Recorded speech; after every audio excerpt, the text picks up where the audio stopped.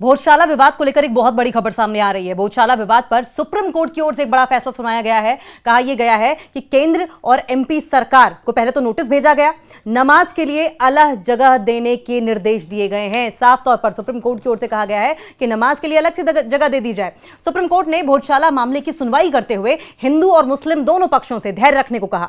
अदालत ने इसे संवेदनशील मामला बताते हुए रोजाना सुनवाई करके मसले को सुलझाने की तैयारी जता दी है। ये बड़ी अपडेट सामने आ रही है। मध्य प्रदेश के धार स्थित भोजशाला परिसर की धार्मिक पहचान को लेकर सुप्रीम कोर्ट में अहम सुनवाई हो रही है और सुप्रीम कोर्ट ने यह संकेत दिया है कि हिंदू और मुस्लिम पक्ष दोनों पक्षों के अधिकारों को नुकसान पहुंचाए बिना नमाज के लिए आसपास के कुछ इलाके तय किए जा सकते हैं। अदालत ने कहा कि वो इस मामले पर रोजाना सुनवाई करने और मसले को सुलझाने के लिए तैयार है। ये बड़ी अपडेट। साथ साथ टॉप कोर्ट ने शीर्ष अदालत मध्य प्रदेश हाई कोर्ट के उस आदेश को चुनौती देने वाली कई अपीलों पर सुनवाई कर रही थी, जिसमें कहा गया था कि धार जिले में विवादित भोजशाला परिसर देवी सरस्वती को समर्पित एक टेंपल है।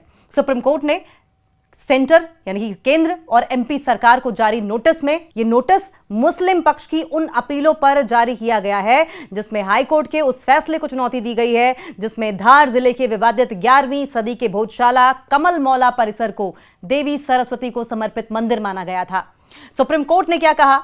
सुप्रीम कोर्ट ने कहा कि वो इस मामले की जांच करेगा और इस बीच अंतरिम उपाय के तौर पर मुस्लिम समुदाय को शुक्रवार को दोपहर 1 बजे से 3 बजे के बीच नमाज पढ़ने के लिए कॉम्प्लेक्स के पास एक अलग खुली जगह दी जा सकती है। सुप्रीम कोर्ट ने भी यह आदेश दिया है कि भारतीय पुरातत्व सर्वेक्षण यानी कि ASI टॉप कोर्ट की शीर्ष अदालत की परमिशन के बिना कोई भी संरचनात्मक इंफ्रास्ट्रक्चरल बदलाव न करे। हर शब्द के इस्तेमाल पर सावधानी बरते।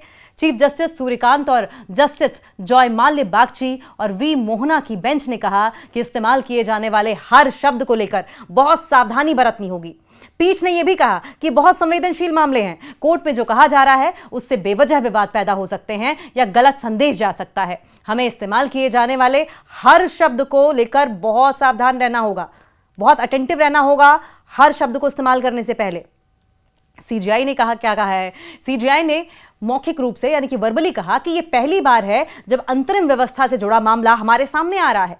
हम हाई कोर्ट के आदेश और कानून व्यवस्था बनाए रखने में राज्य की लाचारी पर ध्यान दे रहे हैं। हमारी राय है कि अभी जो भी व्यवस्था लागू है उसके साथ ही इस मामले को 10 से 15 दिनों के अंदर अंदर किसी भी उपयुक्त बेंच के सामने सुनवाई के लिए लाया जा सकता है। लेकिन सवाल यह भी कि अब मुस्लिम पक्ष इस पर क्या कह रहा है। मुस्लिम पक्ष ने कहा है कि मुस्लिम पक्ष की ओर से वरिष्ठ वकील अभिषेक मनु सिंघवी और हुजैफा अहमदी ने दलीलें रखी। सिंघवी ने कहा कि 16 तारीख को ASI ने एक लेटर लिखा था। सॉलिसिटर जनरल मेहता की दलील गुमराह करने वाली है और इस पर मुख्य न्यायाधीश ने टिप्पणी की कि एक दिन की देरी के गंभीर नतीजे हो सकते हैं।